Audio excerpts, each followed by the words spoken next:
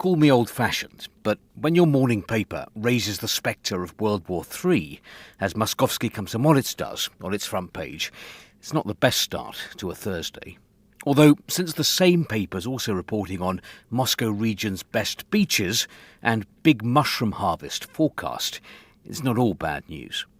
But back to page 1, and to Putin's quiet ultimatum. World War III has crept up unnoticed. This relates to Vladimir Putin's comments when he was asked about the desire of NATO countries to allow Ukraine to use Western weapons for strikes deep inside Russian territory. From Putin's response, the writer concludes that Russia will view such strikes as a joint enterprise of Ukraine and NATO countries. It quotes Putin as saying that representatives of NATO countries, especially in Europe, especially small countries, should realise what they are playing at. They should remember that these are usually states with small territories and very dense populations. The writer describes this as an absolutely unambiguous ultimatum and concludes, "I hope that in the West they hear Putin loud and clear and won't think he's bluffing."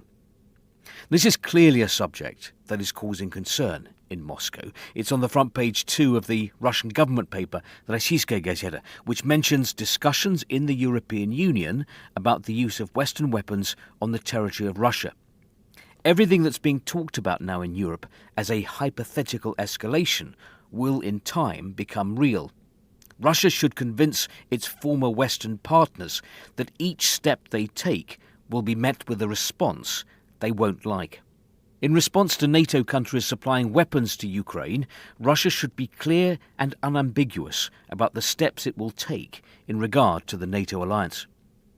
And one other story, also front-page news in the government paper, Putin's former bodyguard, Alexei Dumin, appointed Secretary of the State Council. Now, I've talked about Mr. Dumin before, a Putin loyalist, someone to keep your eye on. Another promotion for him here.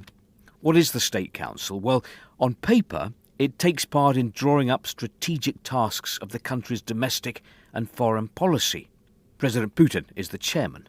Now, 4 or 5 years ago, there was a lot of talk, a lot of speculation, that the State Council could become a kind of modern-day Politburo under Putin's command.